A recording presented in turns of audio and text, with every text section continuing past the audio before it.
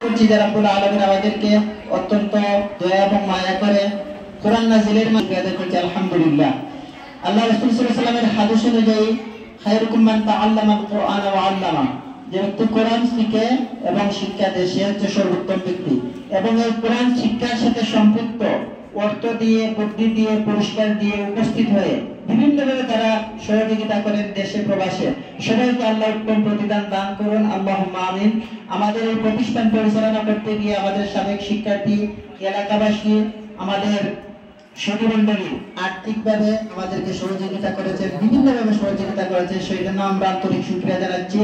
এবং বিশেষ করে এই কোরআন নাযিলের মাসে আমরা আমাদের জায়গা থেকে আন্তরিকতার সহিত চেষ্টা করেছি।